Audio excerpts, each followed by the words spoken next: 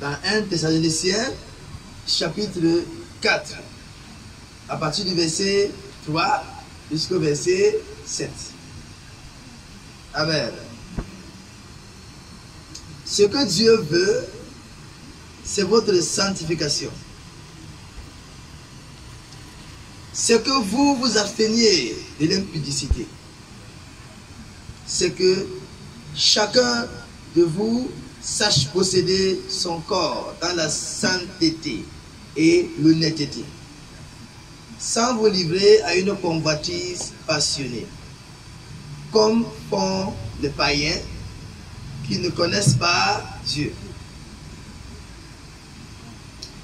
C'est que personne n'use envers son frère de fraude et de cupidité dans les affaires, parce que le Seigneur tire vengeance de toutes ces choses, comme nous vous l'avons déjà dit et attesté.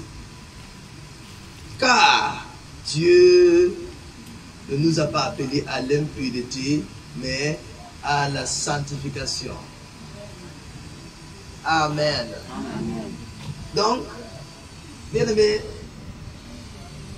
comprenons que le thème de notre message, c'est la sanctification. Nous parlons un peu de la sanctification. Nous n'allons pas beaucoup parler là-dessus, mais j'ai quelques éléments clés à vous annoncer en ce qui concerne la sanctification. Est-ce que vous savez que beaucoup d'entre nous, nous sommes dans la foi, nous aimons Dieu, mais beaucoup négligent la vie de sanctification. Beaucoup négligent la vie. Beaucoup aiment Dieu, beaucoup cherchent Dieu, mais beaucoup aussi négligent la vie de sanctification. Beaucoup cherchent Dieu dans la prière. Beaucoup aiment Dieu, ce qui les amène à prier, ou bien s'approcher de Dieu, ou encore faire des choses qui plaisent à Dieu. Mais la vie de sanctification, telle que fuir l'impureté. La pureté, c'est tout ce qui te rend impur, tel que péché, tout simplement. Et c'est quoi le péché? Insulter, tuer, la haine, l'orgueil et tout ce qui va avec. Fuyons toutes ces choses-là. Laissons-nous attirer, bien que ça n'attire pas vraiment. Laissons-nous attirer par les choses célestes. Laissons-nous attirer par le fruit de l'esprit. Et fuyons. Pourquoi fuyons? Parce que le péché se présente chaque jour devant nous. Le péché se présente chaque jour. Le péché te suit. Le péché frappe à ta porte. Mais fuis. Dis à ton voisin, fuis. Fuis le péché. D'autant que nous avons tous l'envie d'aller au ciel. Mais il y a un prix à payer pour le païen. Devenir enfant de Dieu. Un prix à payer pour le chrétien. Vivre une vie de sanctification. Le salut, on peut le perdre. Beaucoup disent qu'on ne peut pas perdre le salut. C'est quoi le salut? Pour simplifier cela, le salut, c'est le fait d'être sauvé. Le salut, c'est être sauvé. Et être sauvé, où? Au paradis. Alors, qui n'entre pas là-bas? Les impudiques n'entrent pas là-bas. Et puisque les impudiques, les idolâtres, les fornicateurs, les magiciens et plein d'autres n'entreront pas là-bas. Puisqu'ils n'entreront pas là-bas, alors, parmi certains chrétiens, il y a des fornicateurs, des idolâtres, des meurtriers même, Et je vous assure, voilà pourquoi il dit on peut perdre le salut. Parce qu'une fois que tu vis ces vies-là, Dieu ne viendra pas te prendre parce que tu avais donné ta vie à Dieu. Donner ta vie à Dieu est là. Et vivre une vie de Dieu est là. Quand tu vis la vie de Dieu, le ciel est garanti. Dis voisin, quand tu vis la vie de Dieu, le ciel est garanti. Notez ceci. Il est possible que cette terre d'être irréprochable devant Dieu. Certes, tu seras toujours reprochable devant les hommes. Mais sois irréprochable devant Dieu. Car si tu fais bien, Dieu ne trouvera pas ce sur quoi t'accuser. Mais pour les hommes, que tu sois bon, que tu sois mauvais, tu es toujours mauvais pour ceux qui veulent te voir mauvais et bon pour ceux qui veulent te voir bon. Mais en ce qui concerne Dieu, ce qu'il veut, c'est que tu sois bon. Mais de nos jours, nous cherchons à plaire aux hommes. Je ne veux pas de problème avec mon voisin, avec ma voisine. Mais est-ce que tu t'es demandé si avec toi et Dieu, il y a la paix? Voulant plaire alors, il y a de grands risques. Plaire d'abord à Dieu et tu plairas à un homme honnête et juste. Alléluia. Si quelqu'un te félicite, quelqu'un t'apprécie, c'est tout simplement parce que cette personne connaît le Dieu que tu sais. Alléluia. Tous ceux qui vous persécutent, tous ceux qui vous insultent, qui vous traitent de tout, qui vous rejettent, pourtant vous êtes chrétien, ça veut dire que ceux-là ne sont pas de la même maison que vous. Vous êtes de deux maisons séparées. J'aimerais dire à quelqu'un ici, la vie de sanctification est la monnaie par laquelle tu peux acheter l'entrée au ciel. Amen. Jésus est la porte, mais il y a l'argent pour le corrompre. Ce n'est pas ta position sociale, ce n'est pas ta condition, ce n'est pas ta situation, ce n'est pas toutes les bonnes choses que tu as fait, mais c'est que tu as vécu une vie de sanctification. En tant que chrétien. Alléluia. Amen. Et notons que quand tu deviens enfant de Dieu, le même jour que tu as pris cet engagement, il y a des choses que tu laisses. Tu peux les laisser facilement. Alléluia. Tu peux laisser facilement certaines choses que tu commettais. Certaines choses, certains péchés auxquels tu n'étais pas trop accroché. Tu peux facilement les abandonner. Mais d'autres péchés qui était très difficile à abandonner, ce péché, il te fera du temps. Et ce temps-là, d'autres vont dire, tu pars à l'église, mais tu rentres comme ça. Alléluia. Qu'on ne te juge pas. Qu'on ne te juge pas. Je suis venu encourager une personne qui est encore de tomber, s'élever, mais qui a la volonté d'avancer. C'est que ne te culpabilise pas chaque fois qu'on dit que tu pars à l'église et tu fais comme un païen. Alléluia. Tu connais là où tu pars. Avance. Tu es dans un processus. Tu es en train de repousser ce péché. Quand on va en guerre contre la chair, c'est une histoire à vie. Et notez que tu peux réussir à le vaincre, c'est-à-dire le vaincre au point où il est nul dans ta vie, mais cela n'empêche pas de s'élever pour toujours te combattre. Vous suivez cela? Hein? Le péché ne se fatigue jamais, mais il peut être anéanti. Avec ses petites forces, il va se lever pour toujours te tenter, mais tu as le dessus sur lui. Amen. Alléluia. Et laisse-moi encore confirmer en disant que continue à avancer. Ce que Dieu veut de toi, la vie de sanctification. Ce que tu fais ton frère avec amour. Ce que tu ne escroques pas ton frère. Ce que tu n'uses pas de fraude avec ton frère. Mais que tu sois bon. Tout ça concerne l'amour. Quand ton degré d'amour devient si fort, alors ton degré de sanctification devient encore fort. Amen. Donc tu es saint. au degré auquel tu aimes ton prochain et Dieu.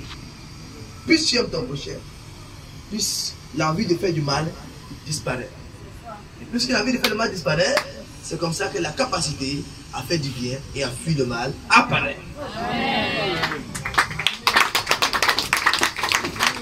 Amen.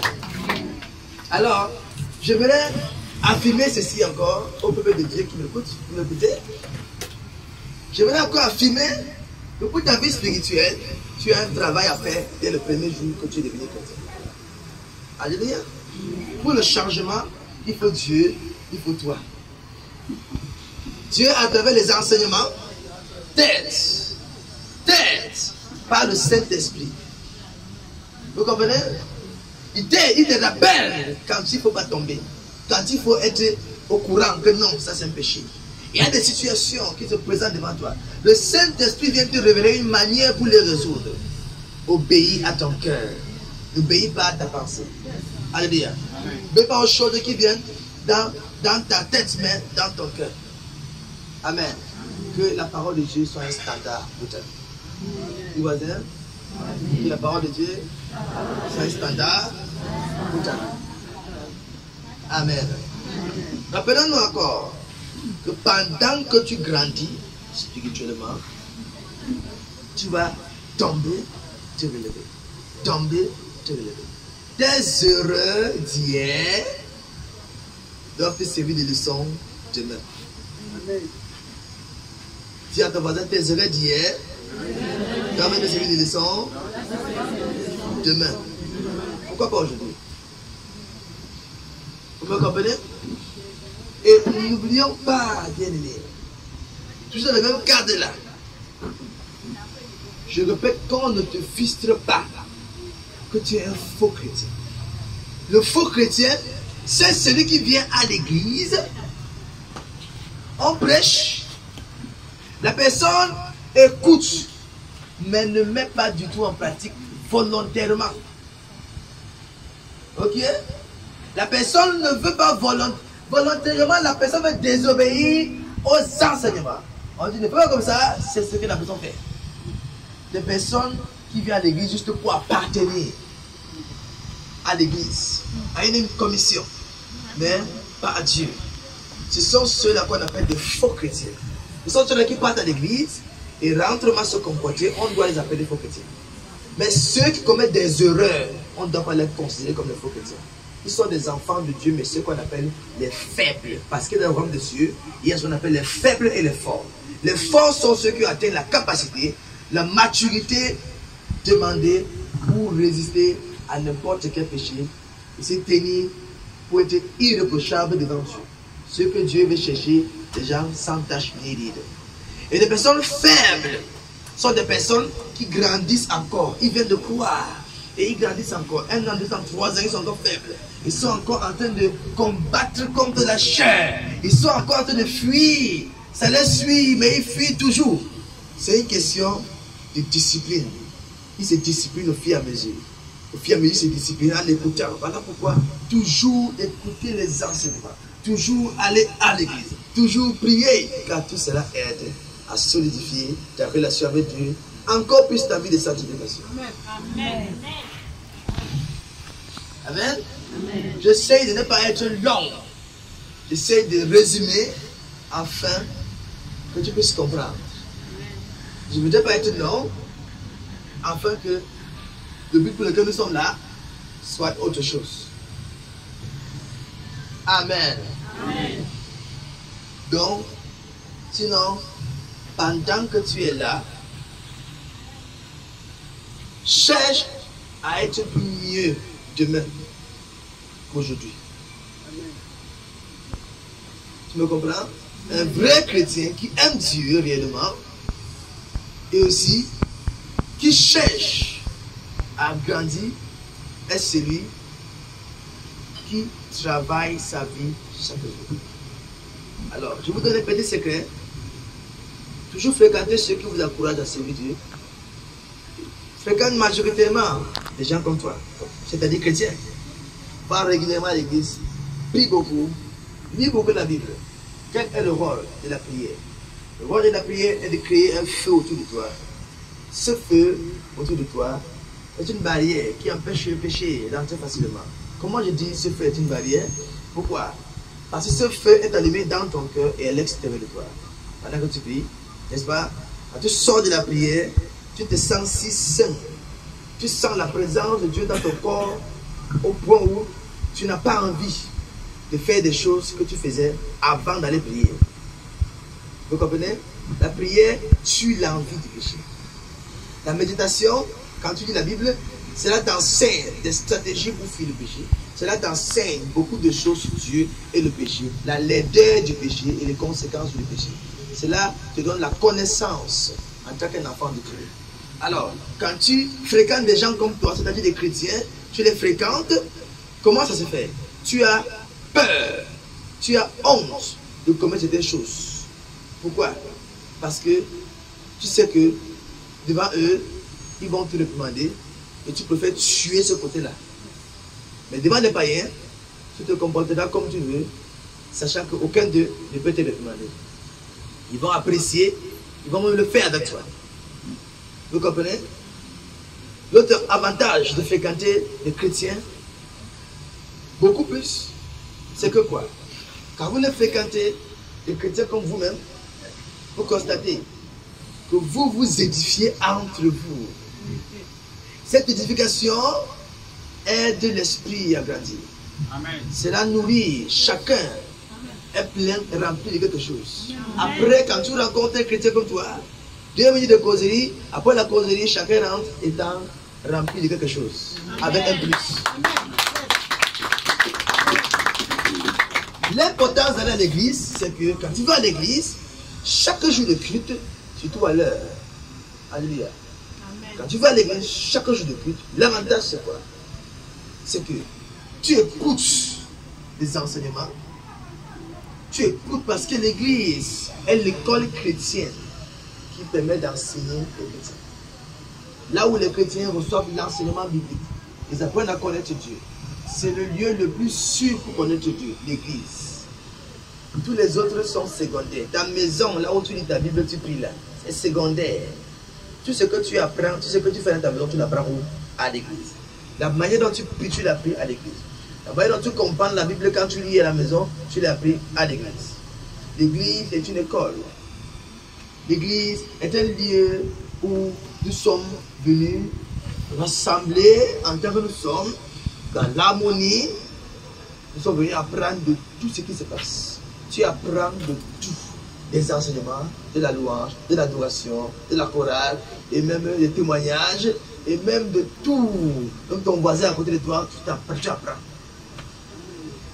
Peut-être une personne qui s'habille mal, viendra à l'église, trouver une église où tout le monde s'habille bien, et cette personne va apprendre à s'habiller. Il y a beaucoup à apprendre à l'église.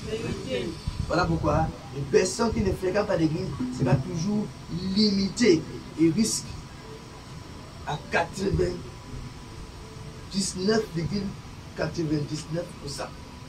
Cette personne risque l'enfer. Vous comprenez? Il y a forte possibilité qu'à l'avènement de Dieu, cette personne n'est pas consciente. Parce que cette personne ne va jamais connaître certaines choses, certaines clés pour réussir à fuir le péché. Vous comprenez, n'est-ce pas? Et je vais vous dire ceci, dans l'église, on vous révèle des secrets importants et des secrets clés pour votre vie spirituelle. La vie de sanctification est très importante. Sans elle, tu n'iras pas au ciel. Sans elle, tu mets un point d'interrogation à ton christianisme. Sans cette vie de sanctification, je t'assure, ta présence ici est un bête. Sauf pour une personne qui travaille dessus. Il y a une différence pour une personne qui néglige. C'est-à-dire, cette personne vit une vie en désordre, ne considérant pas ce côté. Et une personne qui travaille dessus, mais cependant commet toujours des erreurs. Au fur et à mesure, un jour, la personne aurait bâti la maturité qu'il faut et la personne sera irréprochable. La Bible dit, personne n'est parfait. La même Bible dit, soyez parfaits comme Dieu. Qu'est-ce qu'il veut dire? Vous dites, depuis ta naissance jusqu'à maintenant, tu n'es pas parfait. Mais depuis que tu as donné ta vie à Dieu, et depuis que tu as compris ce que c'est que la sanctification, la maturité, et tu l'as mis en pratique et tu es devenu ce que la Bible a dit que tu devais être, tu es devenu parfait. Vous comprenez? Soyez parfait parce que Dieu est parfait. Donc Dieu dit à toi qui m'écoute là, sois parfait. Tu n'es pas parfait, sois parfait maintenant. Amen.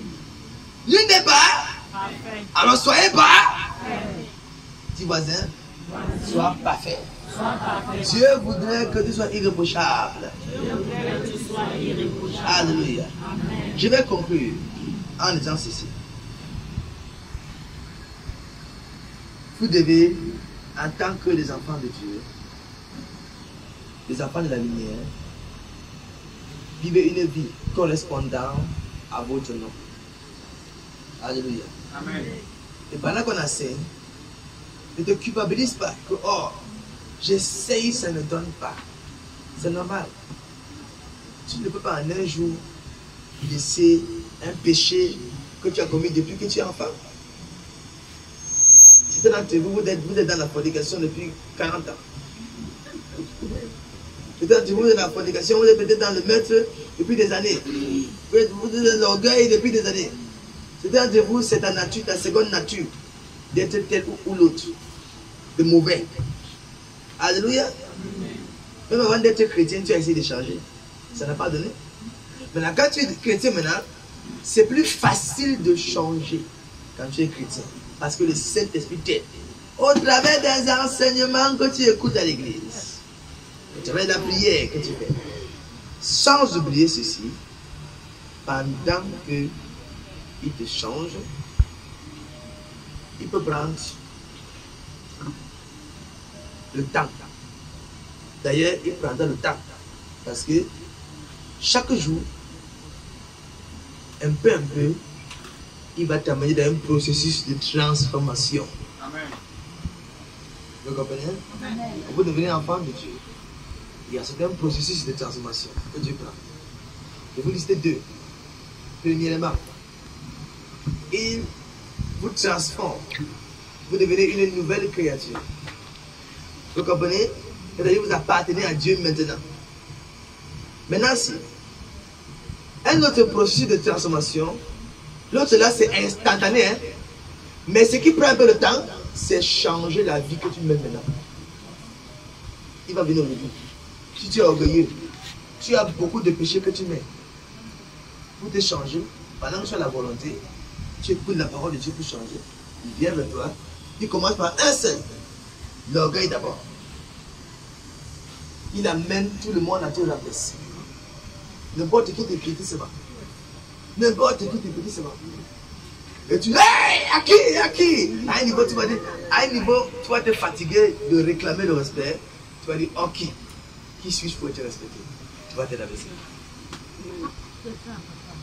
Hein? Il va pousser les gens à te piétiner toujours. Le diable sera de l'autre côté, que ra. Mais laisse, il va s'asseoir, que ra. Alors tu vas rentrer jusqu'à un niveau, tu vois que Rang n'a rien fait. Et Rang n'a qu'à appeler, à pousser les gens à plus te mépriser et à plus te brabaiser. Bon, sois le humble. Alléluia. Voilà pourquoi certaines personnes, tu as donné ta vie étant chrétien, tu t'es rendu pauvre d'abord. La pauvreté restait pour d'abord t'humilier. Parce que quiconque veut élever, il le rabaisse d'abord. Amen. Peut-être une personne très fâchée. Deux types de colère. Une colère amère et une colère sainte. Une colère sainte est celle qui veut réprimander et ramener à l'ordre. Mais une colère amère est celle qui veut détruire seulement avant de réfléchir après. Vous comprenez? Quand tu as ce genre de colère amère là, qu'est-ce que Dieu fait? Il vient vers toi. Qu'est-ce qu'il fait? Il met toujours des gens autour de toi. D'autres conseillent, d'autres te comprennent. Et d'autres sont là pour piétiner l'orgueil, pour piacoler là. Et puis si tu réagis par colère, c'est le jour que ta colère peut causer un grand dégât qui te coûte cher. Tu vas rendre à ton propre sens. Tu dis, papa, il faut que je change maintenant. Un peu. Quand tu vas te fâcher, tu fais tu pensais aux 100 000 que tu as dépensé. Si c'est que tu as gâté dernièrement. Il y a un homme qui me dit que lui maintenant, à cause de la colère, il n'est plus quelqu'un colérique. Que non, il compte sa colère. Il a déjà développé la maîtrise de soi. Pourquoi? Il m'a dit que c'était une personne très colérique. Et cependant là, à plus de plus, il s'est trouvé au commissariat de payer l'argent sur les dommages qu'il a fait. Quand il s'est fâché, il causait les dommages. Les dommages. La dernière fois qu'il a giflé quelqu'un, il ne savait pas quel genre de personne il a giflé. Jusqu'à ce qu'on vienne l'arrêter, il a souffert, il a payé beaucoup d'argent pour sauver sa tête. Là, il a dit que même peut-être son propre enfant, pour avoir des gens qui le connaissent, qui peuvent lui faire du mal. Depuis lors, à cause des conséquences de la colère, au fur et à mesure, il a appris à dire, même s'il me fâche, des fois il va faire, il calme d'abord, il pense à 100 000, 2 000, 200 000, ça meurt, il pense. Alléluia. Pour que vous mangez, c'est pas pour les mettre le poison là, dans ta nourriture. Tu penses seulement à, je vais lever tous ceux-ci moi seul, je vais continuer à payer ça moi seul, toutes ces charges là, je vais faire comment? Bon, ça fait une laisse. Alléluia. Donc, certaines fois, Dieu, c'est lui qui attire vers vous le diable. Qu'est-ce que Dieu dit à Job? Regardez mon enfant, ce qu'il vient de croire. Pas un peu de tester voir. On verra. Satan est venu montrer l'exemple. Il est venu tourmenter Job de tous les niveaux. Cela a encore solidifié la relation de Job avec Dieu. C'est ce que les prêtres viennent te faire. Vous comprenez, non? C'est ce que les prêtres viennent te faire. Ça t'aide beaucoup. Il dit ceci. Un enfant que le feu a brûlé va fuir tout ce qui est jaune. Parce que quand c'est jaune, ça ressemble à la couleur du feu. Et cet enfant a peur que c'est le feu qui a rendu cet ustensile jaune. Petit voisin, un enfant que le feu a brûlé va fuir tout ce qui est jaune. J'espère que ce message est béni au nom du Père, du Fils et du Saint-Esprit. Mettons debout. Alléluia. Jusqu'au bout, je vais te suivre dans les bons, Les mauvais jours. à toi pour mourir vivre, à toi Jésus pour toujours. Jusqu'au bout, je vais te suivre dans les bons, les mauvais jours, à toi pour mourir et vivre, à toi Jésus pour toujours. Jésus dans le glacé noir, pour le suivre pas à pas, avec lui, joie et victoire. C'est bonheur ici-bas jusqu'au bout, je vais te suivre dans les bons, les mauvais jours. À toi